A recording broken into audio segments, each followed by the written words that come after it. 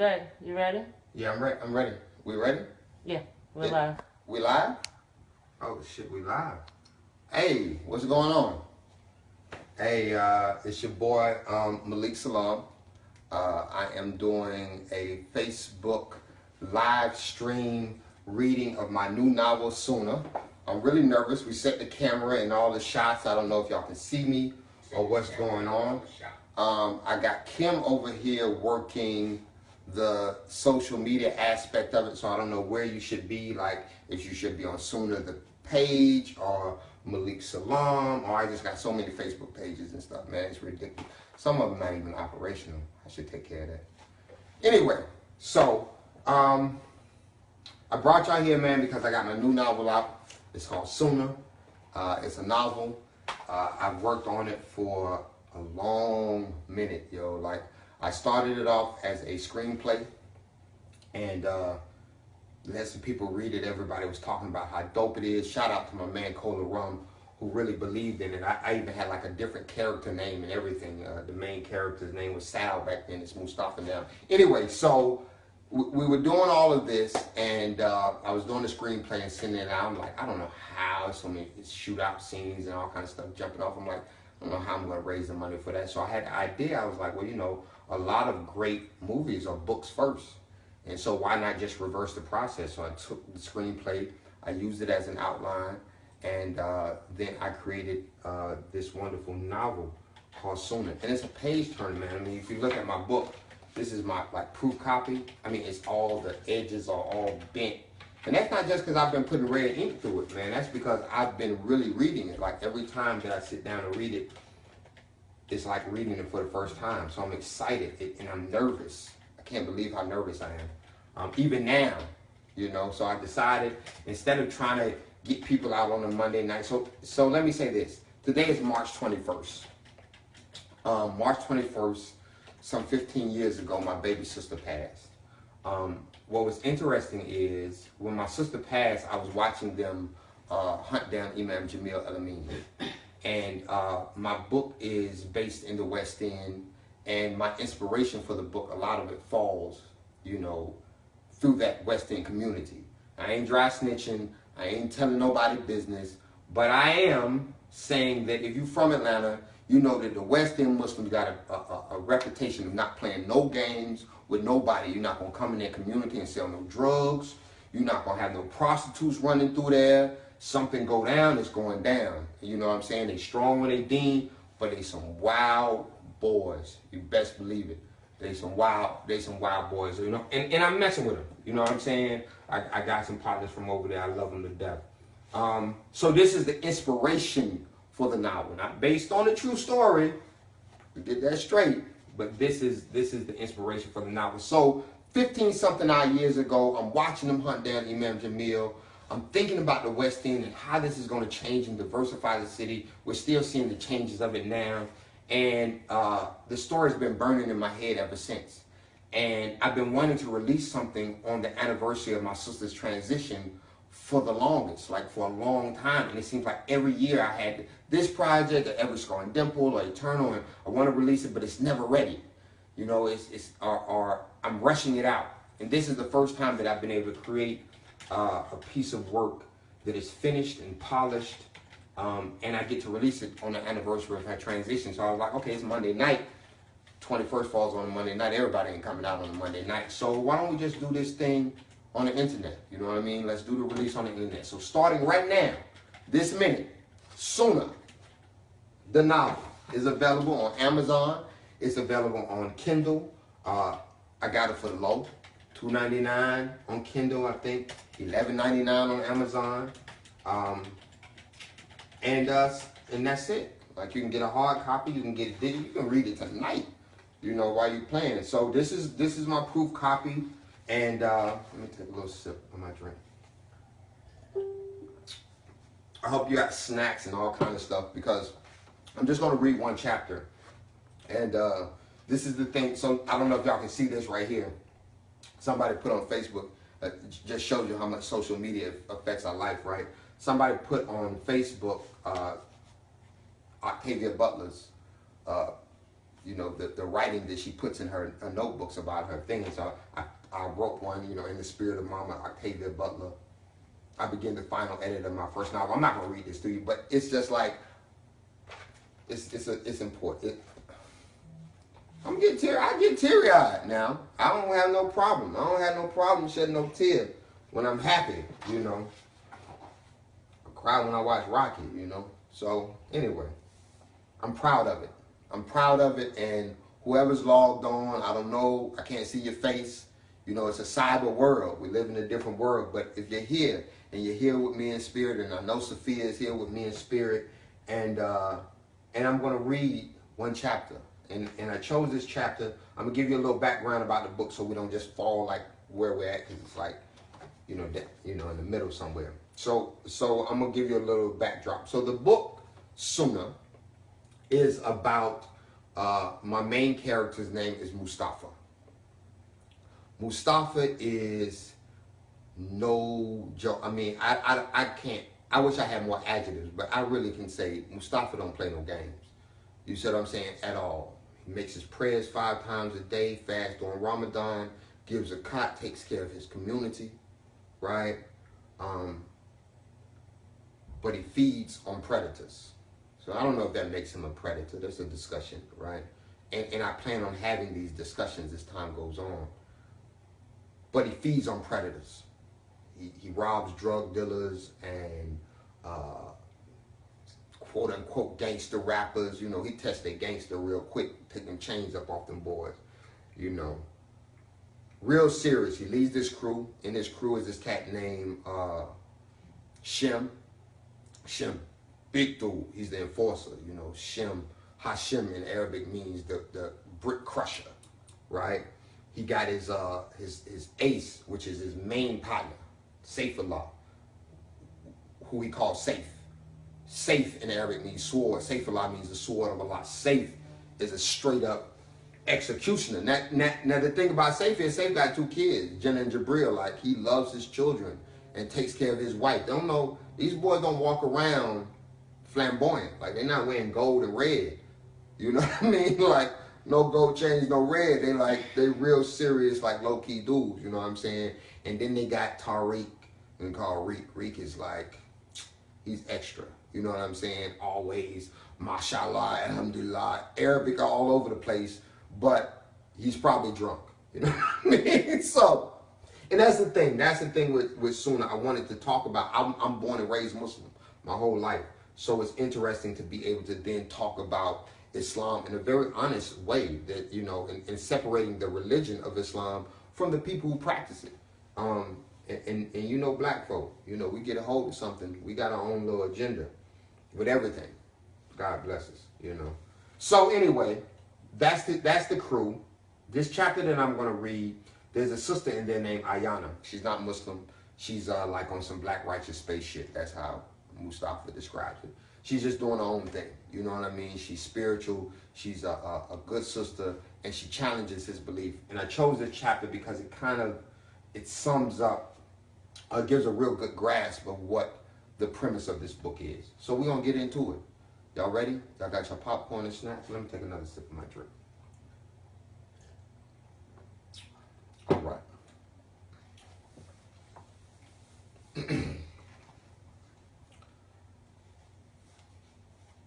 Ayana rode down the winding country road. The sun hid below the Georgia mountains and splashed blood orange with traces of gold into the sky. Ayana reflected on the comfort she shared with Mustafa, the ease in which they talked or sat in silence. They had a lot in common, and their differences of opinions just made their connection more interesting. Mustafa's state-of-the-art speakers bumped toward his head. He allowed his mind to go blank. His phone rang. Mustafa had ignored it throughout dinner, and as they made their way into LJ, Georgia, Mustafa cut the leash off and put it in his console. Ayana smiled. The gesture made their time together more special. Ayana was somewhere in the wilderness of her mind when Mustafa's white horse slowed down and pulled into the driveway. She looked at the quaint ranch home hidden from humanity. Suddenly the butterflies in Ayana's stomach panicked. Her evening with Mustafa was magical. An early dinner at South City Kitchen, dessert at Cafe Intermezzo. They talked and debated. He held her hand as they strolled through Atlantic Station. Ayana filled with schoolgirl giddiness as Mustafa asked her hand in temporary marriage and instructed her to pick out her gift. She chose a piece of artwork by a local artist for her temporary marriage dowry. Mustafa said a prayer to commemorate their union. The mix of Mustafa's brooding sexiness and intense spirituality made celibacy seem foolish. I mean, it wasn't the first time in Ayana's life that she had gone home with a man on the first date. But staring at the remote location, she felt peculiar. Mustafa could sense her discomfort and touched her hand. You good? Ayana nodded her head. She shadowed Mustafa into the house. Ayana noted that Mustafa stopped at the door to take off his shoes. He cut on the lights. Nothing seemed out of place. Ayana couldn't help but to think if something happened to her, no one would know where she was. She took out her cell phone. There was no signal. On his way to light the fireplace, Mustafa noticed Ayana was frozen in the threshold. You okay? Maybe I shouldn't be here, Ayana spoke with uncertainty. I can take you home. I mean, I don't want you to be uncomfortable. Mustafa's words were true. Him and Ayana had a genuine connection, and Mustafa didn't want to jeopardize it by ignoring her needs.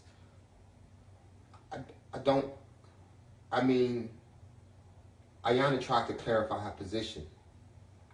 I know we have this whole muta thing going on, but I don't want you to get the wrong idea about me. Mustafa took a step forward. Ayana, I don't have any ideas. I sought you out, remember? Mustafa didn't wait for Ayana to answer. He took a step closer. So, if you need to leave, I understand. Mustafa reached for her hand. But if you decide to stay, it'll make me happy. Ayana closed her eyes and let out a deep breath. Safety enveloped her, and Ayana took off her shoes and followed Mustafa to the living room. Ayana sat on the couch, a comfy charcoal gray sofa. She sank in its coziness. Ayana watched as Mustafa placed the logs in the fireplace and lit the candles. As he got the fire going, Ayana noticed a huge Quran on the oak coffee table. The cover was exquisite but simple, emerald green with gold embossed lettering and Middle Eastern line art. Ayana picked it up and cracked its spine. Just as the fire caught, Mustafa made his way to the couch, but the image of Ayana cross-legged in his personal space with his favorite Quran on her lap was breathtaking. Mustafa sat down beside her. You speak Arabic? Ayana believed she asked a legitimate question. Nah, not really. Mustafa was embarrassed he never learned to fluently speak the language. I can read it though. Read me something. Ayana's statement was innocent, and Mustafa felt obliged to grant her request. He took the Quran from her lap and flipped through the pages. It was his ritual to allow the surah to choose him. He was patient as he searched for revelation, and then the holy book spoke. Surah Layla, the night. Bismillahirrahmanirrahim. Mustafa mumbled to himself. In the name of Allah, the most gracious, the most merciful. It was the opening statement for anything of importance. Mustafa took a minute to make sure his thoughts were pure, and then, in flawless Arabic, he read, by the night as it conceals the light, by the day as it appears in glory, by the mystery of the creation of male and female, verily the ends ye strive for are diverse. So he who gives in charity and fears Allah, and in all sincerity testifies to the best, we will indeed make smooth for him the path to bliss. Mustafa had no idea that as he read those verses, Reek, back in Atlanta, being hauled into the police precinct, or that Zimmer was pulling a late shift and had seen one of his prime suspects being drugged into the station. Mustafa simply continued with revelation. But he who is greedy and thinks himself self-sufficient and gives the lie to the best, we will indeed make smooth for him the path to misery. Nor will his wealth profit him when he falls headlong into the pit. Verily, take upon ourselves to guide, and verily unto us belong the end and the beginning. Therefore do I warn you of the fire blazing fiercely. None shall reach it but those unfortunate ones who give the lie to the truth and turn their backs. The words gave Mustafa goosebumps. He let the verses sink in. He looked over at Ayana, and her eyes were closed. Mustafa continued. But those most devoted to Allah shall be removed from it. Those who spend their wealth for increase in self-purification and have in their minds no favor from anyone for which a reward is expected in return, but only the desire to seek for the countenance of their Lord Most High, and soon will they attain complete satisfaction. Mustafa said and thought about what he had just read. He already understood the translation. Layla was one of his favorite surahs. Mustafa reflected on his life. He tried desperately to balance the paradox, the looming contradictions of the streets in Islam, the disparaging similarities the men in his community drew between the historical spread of Islam and the contemporary struggle black Muslims faced in America. Mustafa was so deep in his head, he forgot Ayana was sitting there. That was beautiful. Ayana tried to reach Mustafa in the gentlest way possible.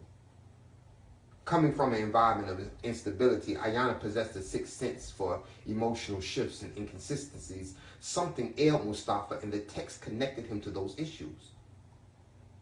Ayana wanted him to know she understood. You know, even without knowing what you said, the beauty of the recitation touched me. That's what the truth would do. Mustafa didn't want to spoil the moment with his thoughts. Ayana wanted to comfort him more. She had just shared an intimate moment with Mustafa. The details seemed unclear, but Ayana knew the glimmer of vulnerability she saw in Mustafa's eyes were rare. It expanded her comfort. Ayana took off her head wrap and let her locks down. They cascaded over her face. The look was mystical. Mustafa watched her captivated. She pulled her hair back, and Mustafa reached for her mane. His hand rested on the nape of her neck, and he pulled Ayana to him. The kiss was deep. Their lips interlocked, causing the room to spin. Ayana became flush. She moaned, and Mustafa slid his tongue into her mouth, just enough to delve right past her teeth, and then he pulled back. Ayana lost control. She crawled onto Mustafa's lap, oh Lord, grinding her pelvis into his groin. Mustafa's strong hand tugged her locks. His other hand slid down her spine past the small of her back and cupped her ass. His grip was firm and leading. They both found each other's rhythm and escaped into ecstasy.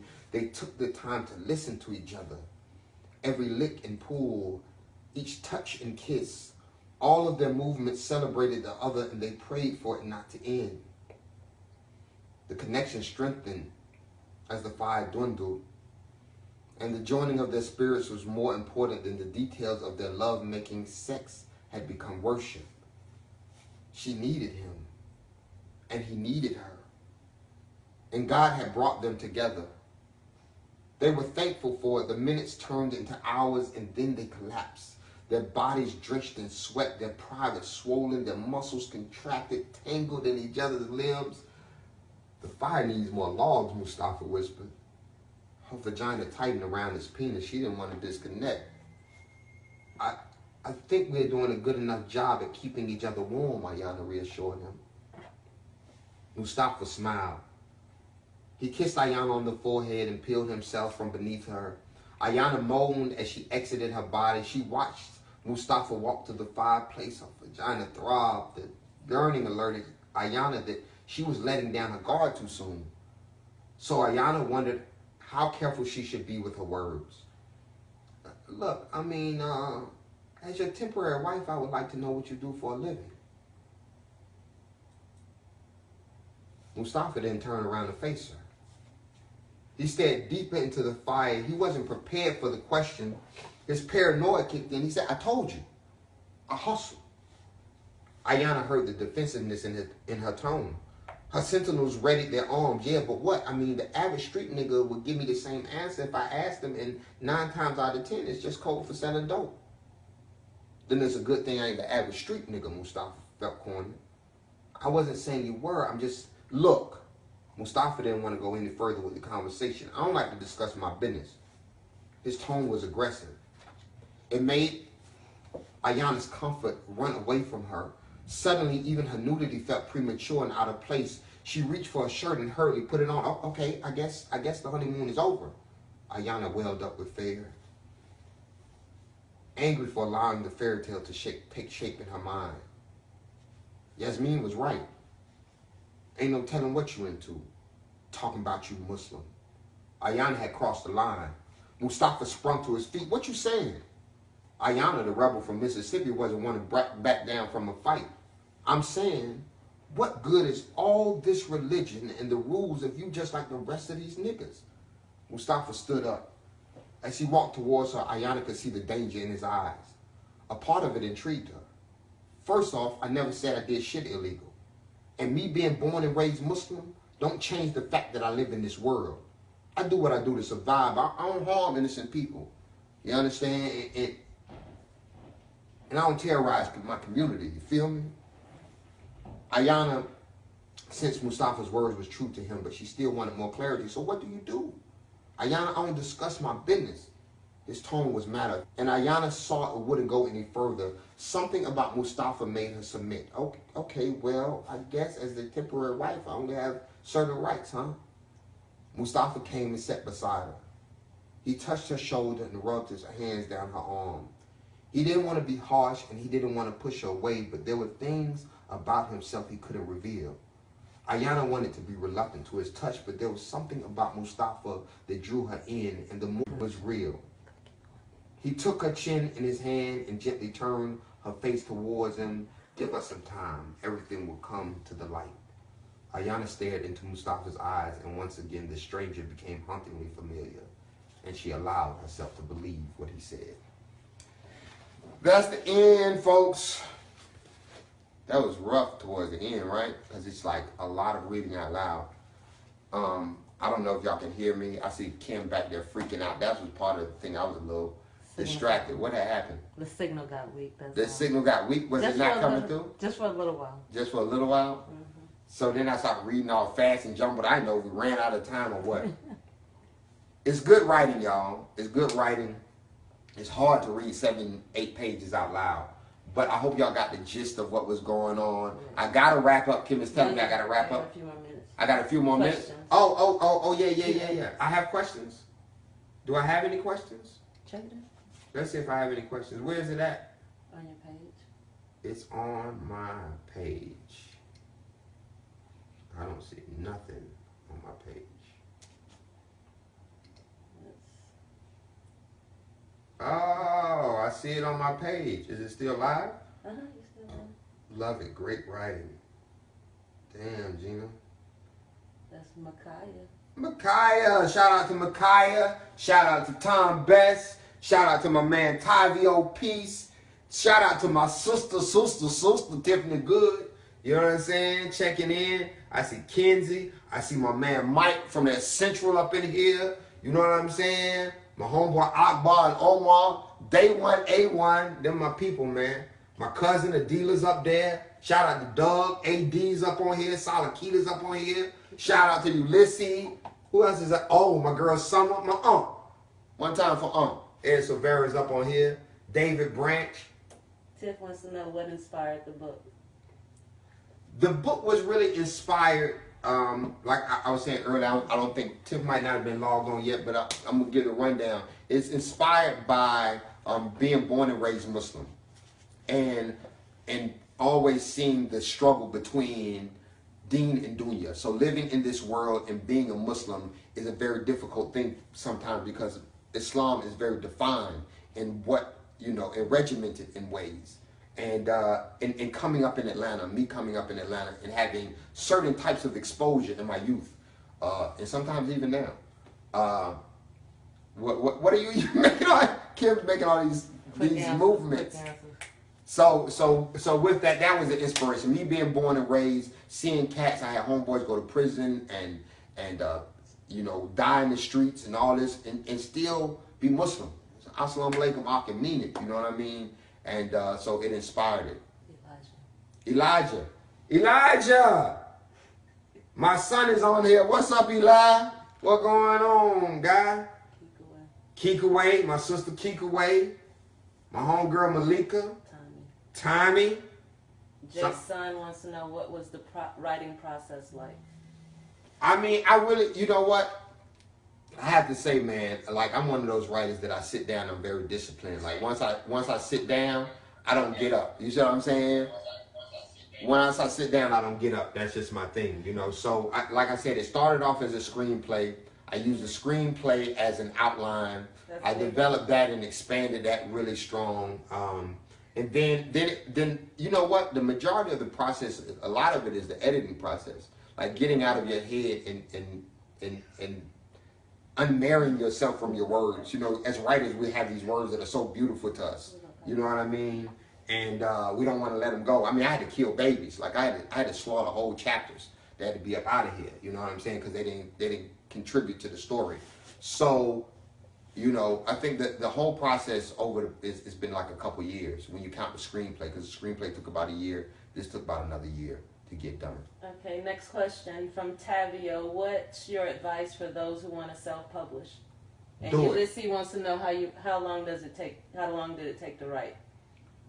2 years whole thing, Ulysses. 2 years whole thing. That screenplay to the book to editing. Tavio, I would say people who want to self-publish, do it. You see what I'm saying? The landscape is different. We don't have to wait on big publishing houses. Nobody has to green light your work. But also, I think the most important part of it is the editing.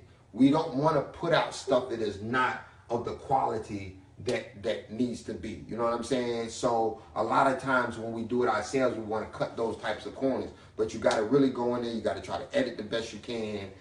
Get some other eyes on it. And just do it. And I'm going to figure out the rest. I got to figure out the rest. Kikaway wants to know, will there be a sequel? It is a sequel. It's part of a 3-part process. So we meet Mustafa in his younger age as he's transitioning out of the streets. We meet him later on after I can't give out all the information. We meet him at 3 different points in manhood. Let me say that, because I can't give out no spoilers. I got 2 minutes. Do I got any more questions? Cameron Scott wants to know, during the process of writing this book, did you discover any new things about yourself? That's an excellent question. You know what? That was one of the most phenomenal parts about writing this book, is the in touch that it put me with my own spirituality and the questions that I had to ask myself in order to write this book honestly. So, yeah, especially from a spiritual level, and like even from like my exposure to some of this type of stuff to go down in this book, I had to examine that, like, really examine, what the streets do to us and the nigga experience, quote unquote, what it does to us. Shout out to my man Tommy Bottoms with the Educated Gangster. The nigga experience is something, that we got to look at. And no matter how strong your religion or your belief or whatever you got going on, there's other things that are strong out here. We got to wrap up. Is that what you're saying? Rashad Hassan wants to know, do you feel like some people don't want this published? Some people don't want this published, Rashad. Yeah, you talking about? That my partner, one time for 30 movers, looking for some movers.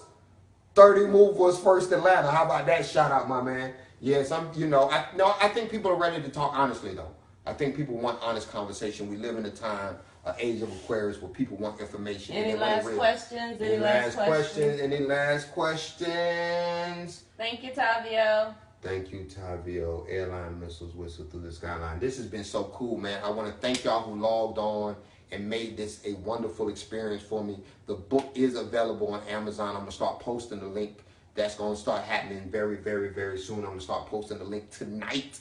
One time for my sister Sophia. I hope she's proud of this project. You understand what I'm saying? My mama, who made me read all the time when I was little, as punishment, it paid off. I like to write and read. And appreciate y'all, man. Oh, it's been 30 minutes, but it's keeping you. I'm logging off. Well, I'm logging off. You know what I'm saying? I didn't want to keep nobody around. You know what I'm saying? Too long. 30 minutes was the time limit. So we logging off. Keekaway wants to know, when's the movie? We're going to start raising money for the movie very shortly, Keekaway. Sooner. We want to shoot in the fall this year. We'll see what's happening. Keekaway. Tip said, love you too, Tip. Love you too, Tip. All right, so we out, y'all. Mike, good job. Thank y'all. Thank y'all. Thank y'all. Thank y'all. Thank y'all. Thanks for tuning in. We out.